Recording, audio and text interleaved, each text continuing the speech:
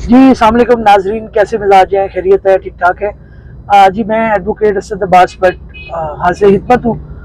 नाज़रीन, कुछ क्वेश्चन जो हैं वो अब बच्चे की कस्टडी को लेकर जो वीलॉग मैंने किए हैं उसके ऊपर मैंने प्लेलिस्ट भी एक बना रखी है और उससे भी लोग फ़ायदा उठा सकते हैं। लेकिन कुछ मुझे क्वेश्चंस आए, कुछ कॉल्स आई, कुछ जो है वो 2-3 लोग जो है वो जानना चाह रहे थे। तो एक तो सवाल ये आया कि जनाब बच्चे की जो कस्टडी है और बच्ची जो है मेरी माइनर है, तकरीबन 1.5-2 साल की होंगी और बच्ची हैं बल्कि फ़ीमेल है। तो क्या मुझे उनकी कस्टडी मिल जाएगी? मुझे ज़्यादती की जा रही है मेरी मिसेस की तरफ से और जो है उसके अंदर जो है वो मुझे मिलवाया भी नहीं जा रहा, मुझे विजिटेशन राइट भी नहीं दिए जा रहे। तो क्या इसके अंदर करना चाहिए? देखिए, एक तो सवाल ये था उनका कि जनाब जो जेंडर है ना, आप याद रखें कि जेंडर बहुत मैटर करता है।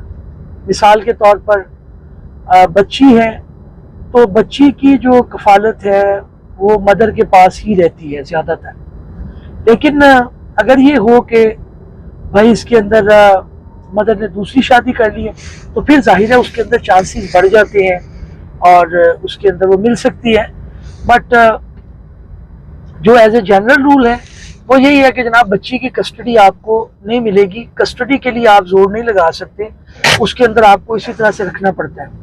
और फिर जो है वो आपको जो है वो ये ज़हन में रखना चाहिए कि एज फैक्टर, एज क्योंकि छोटी है, एज बहुत कम है, तो उसके अंदर चांसेस कम है कि फादर को जो है उनकी कस्टडी मिले। क्योंकि अगेन फिर वही क्वेश्चन आएगा कि जनाब जो है वो इतनी छोटी है, उनको उनका पैम्पर, बच्ची का जो है खाना पीना, बच्ची की दूध का निगहदाश्त, तो वो नेचर ने जो फितरत ने दी हुई है वो मदर को दी हुई है, वो फादर के पास नहीं है। तो कोर्ट इस चीज़ को मलूज़े हाथ रखता है कि जनाब अगर मैंने इनको कस्टडी दी तो ये कैसे करेंगे, ये कैसे मामला अपने करेंगे, चलाएंगे। तो इसलिए कोर्ट जो है उसको नहीं ज़हन में रखता और कोर्ट यही कहता है कि मदर के पास कस्टडी रहेगी। तो इसलिए अब जो है वो आप ये कह लें कि फादर का केस बतौर जो है वो गार्डियन लेने के या गार्डियन बनने के, नेचुरल गार्डियन होता है, उसकी कस्टडी के लिए आप कहेंगे उनका केस इतना अच्छा नहीं होता। और अगेन उसकी वजह जो मैं आपको बता रहा हूँ वो यही है कि इसके अंदर कोर्ट देखता है कि जेंडर क्या है, यानी कि फीमेल है, और फिर ये है कि उनका बच्ची की एज क्या है, बहुत छोटी एज है, और वो बाप को पकड़ा दी जाए। बाप जो है वो माशरे के अंदर काम करता है, जॉब करता है, वो बाहर जो है वो कमा के लाता है, वो ज़ाहिर को मेड रखेगा। और इसके अंदर अगला जो लोग सवाल पूछते हैं ना, वो कहते हैं कि यार मेरी मदर जो है वो हयात हैं, वो उनको पाल सकती हैं बच्चे को। लेकिन जब कंपैरिजन ये होता है ना कि जो बच्चे की माँ है और बच्चे की दादी है, कंपैरिजन तो फिर उसके दरमियान आ गया ना। तो उसके दरमियान आपको जो है वो ये फायदा रहेगा कि कोर्ट ये कहता है कि जनाब माँ तो माँ है। अब वो लोग फिर ये कहते हैं कि जनाब वो बड़ा तशद्दुद करती है, बच्चों को बड़ा मारती पीटती है और बच्चों को जो है वो पढ़ाती नहीं है, उनकी ज़िंदगी तबाह कर देगी, उनके मामला जो है वो बिगड़ जाएंगे। तो उस सूरत के अंदर मुझे क्या करना चाहिए? देखिए, माँ है, जाहिर मैं ये नहीं कह रहा, कई मदर इस तरह की होंगी, वो ग्रज भी निकाल रही होंगी, वो फादर से मिलने का जो है वो गुस्सा भी निकालती होंगी, मारपीट भी करती होंगी, और आपका ज़हन उधर ही जाता होगा कि जनाब ये सिर्फ और सिर्फ इस वजह से तशद्दुद कर रही है क्योंकि बाप को कोई बात बता दी थी या कोई फलां चीज़ कर दी थी। तो ये जो भी चीज़ हो, कोर्ट जो है, कोर्ट कहता है यार मदर जो है, मदर की ममता से मैं किसी का मुकाबला नहीं कर सकता। और जो बाकी मामला हैं कि अगर जेंडर मेल हो और उसके अंदर वो 7 साल तक, 8 साल तक जो है वो कोर्ट ये कहता है कि जी आप कस्टडी रखें अपने पास और फिर जो है वो आप उसको दे दें, बाप को दे दें। तो 7 साल के बाद हनफी लॉ के अंदर जो है वो केस स्ट्रॉन्ग हो जाता है, बल्कि इवन अहले तशरीह और दूसरे जो फ़िक़ा हैं उनके अंदर भी केस स्ट्रॉन्ग हो जाता है फादर का। लेकिन आफ्टर 7 ईयर अगर उनका जेंडर जो है वो मेल है, बच्चे का, बच्चा जो है अगर जो है वो माइनर जो है वो मेल है, तो फिर फीमेल हो तो फिर उसकी कस्टडी बहुत मुश्किल मिलती है। बस सिर्फ यह है कि जहाँ पे शादी कर ली जाए। या एक कस्टडी मैंने केस किया था, डॉक्टर हुरम नामी एक मेरे क्लाइंट थे, तो उनका था, वो बच्ची स्पेशल थी और बाप फादर जो था वो डॉक्टर था। तो मैंने कोर्ट को जब बावर करवाया कि जनाब ये इसकी निगहदाश्त नहीं कर सकती है, क्योंकि उसको फीड करना है एक ख़ास तरीके से, उनको कुछ कह लें कि जो डॉक्टर ही कर सकता था। तो फिर वो कोर्ट ने कहा कि जनाब ठीक है, हम जो परमानेंट कस्टडी है वो फादर को करते हैं। उसके अंदर भी मदर ने इंटरेस्ट छोड़ दिया था, उन्होंने शादी कर ली थी। तो चांसेस कम होते हैं जहाँ पे फीमेल जेंडर होता है। एक्सेप्शनल केसेस हो सकते हैं, जैसे मैंने आपको बताया, उसके अंदर हम कोशिश कर सकते हैं, वो हम करते भी हैं।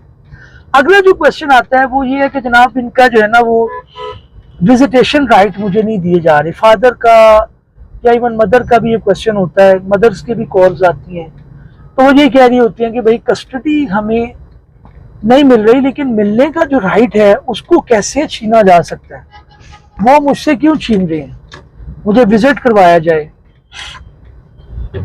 अब विजिट के अंदर जब बात आती है तो बिल्कुल ये उनका एक जायज़ मुतालबा है, वो मदर हो, अगर मदर के पास कस्टडी है तो फादर हो, या फादर के पास कस्टडी है तो मदर हो। वो हर दो सूरतों के अंदर जो है वो उनका एक राइट है कि वो उनको मिलवाया जाए, बच्चे से मुलाकात करवाई जाए। इसमें कोई दो राय नहीं है, इसके अंदर कोई शक नहीं है, वो सही बात कह रही है। लेकिन बात यह है कि इसके अंदर वो अगली जो बात कहते हैं कि जनाब हमें विजिटेशन जो है वो घर में करवा दी जाए, बच्चे की जो है वो उनकी जो परवरिश के ऊपर जो है बड़ा असर पड़ेगा, हम कोर्ट के अंदर उसको लेके जा रहे हैं, कोर्ट के अंदर उसको मिलवा रहे हैं, तो वो बच्चा तो बेचारा जो है वो उसकी सेहत बिगड़ जाएगी, उसका मेंटल अप्रोच मुख्तलिफ हो जाएगी। ये बात ठीक है, लेकिन हल कोई नहीं है। इसीलिए मैं क्लाइंट्स को बारहा यही रिकमेंड करता हूँ कि भाई आप कोशिश करें कि आपका मामला तलाक हो गई है, ठीक है, कस्टडी उनके पास है, ठीक है, लेकिन आप उन्हें ये कहें भाई मुझे मिलवा तो दें, आप मुझे कम से कम साल के अंदर, 2 साल के अंदर, ईद पर, शबरात पर, महीने में 1 दफ़ा 2 दफ़ा मैं मुलाकात का राइट तो मेरा राइट है, बतौर फादर या मदर मेरा राइट है, इसको कैसे स्नैच भी किया जा सकता है।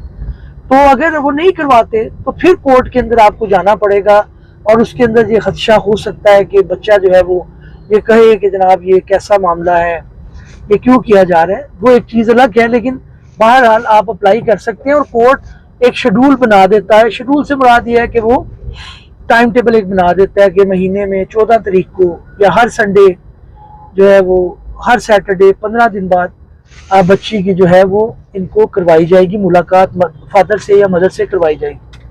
तो ये चीज़ की जा सकती है, इसको फाइल किया जा सकता है।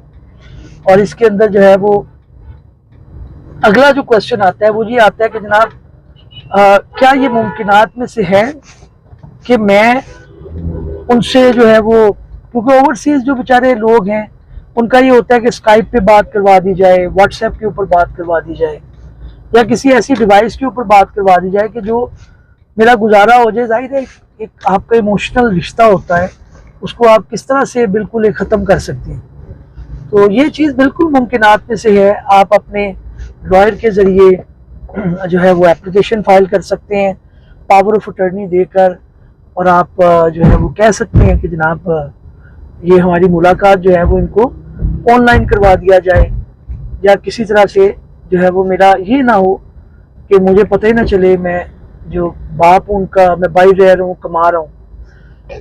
लेकिन एक चीज़ आपने हमेशा मद्देनजर रखनी है, बतौर फादर अगर आप कस्टडी का केस लड़ रहे हैं तो उसके अंदर बात यह है कि आपने बच्चे के जो मेंटेनेंस है वो रेगुलर पे करनी है। अच्छा, कुछ लोग रेगुलर पे कर भी नहीं होते हैं, लेकिन उन बेचारों को पता नहीं होता तो वो उसका रिकॉर्ड नहीं रखते। तो आपने रिकॉर्ड हमेशा रखना है। आप बैंक ट्रांजैक्शन के जरिए पे करें, ताकि कोर्ट जो पहला सवाल कस्टडी के अंदर पूछता है वो ये पूछता है कि भाई आपने बतौर फादर अपनी जिम्मेदारियां अदा की, क्या आपने बतौर फादर बच्चे की स्टडी का, बच्चे की देखभाल का, बच्चे की जो आप कह लें कि बच्चे की जो है वो निगहदाश्त का, बच्चे के एजुकेशन का, बच्चे के मेडिकल का, बच्चे के दूध का, अगर आपने वो आज तक नहीं ख्याल रखा तो आप ये किस तरह से कह सकते हैं कि जनाब आपको बच्चे की कस्टडी दे दी जाए तो आप बड़ा ध्यान रखेंगे? तो कोर्ट वहां से फिर मुनहरिफ हो जाता है और कोर्ट फिर ये कहता है कि नहीं, इनको कस्टडी जो है वो मैं नहीं दूंगा, और इनको जो है वो, क्योंकि आपने फादरली जो है वो जमा ही नहीं करवाए, और अगर करवाए हैं पैसे वगैरह अगर आपने जमा करवाए हैं तो फिर आपका दूसरी बात यह है कि आपने उसका रिकॉर्ड नहीं रखा। जी मैं फलाने रिश्तेदार को दे देता था, वो उनको दे देता था, घर में जाके मैं अपने लॉयर को दे देता था, वो जमा करवा देता था। आपने जो भी करना है उसको डॉक्यूमेंटेड करना है, नंबर 1। और दूसरा ये है कि आपने जो है वो टाइमली अप्लाई करना है, बच्चे की जो कस्टडी है उसके अंदर टाइमली अप्लाई करना है।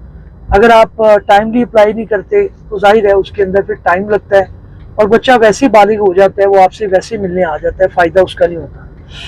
तो ये कुछ गुजारिशात थी, जो सवालात मुझे आते रहे मुख्तलिफ जो है वो कमेंट्स के ज़रिए और मुख्तलिफ जो है वो व्हाट्सएप नंबर के ज़रिए।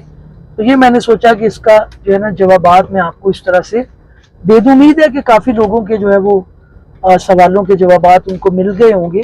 अगर किसी को नहीं मिले तो फिर वो कमेंट्स में लिख दे, उसके ऊपर भी मैं कोशिश करूँगा, अपनी टीम को कहूँगा, क्योंकि टाइम का ही मसला होता है। तो मैं फिर कोशिश करता हूँ कि टीम को कहूँ कि आप इनका जवाबात देते रहें, और अगर वो भी नहीं है तो फिर आप व्हाट्सएप के ज़रिए भी रब्ता कर सकते हैं, और व्हाट्सएप के अंदर भी मैं कोशिश करता हूँ, उसके अंदर भी टीम एक बैठी हुई है। कोशिश क्या करें कि वॉइस मैसेज के ज़रिए पूछ लें, और फिर मैं जब टाइम मिलता है तो उसको उनको मैं रिप्लाई कर देता हूँ। अगले वीडियो में मिलते हैं नाज़रीन, अल्लाह हाफ़िज़।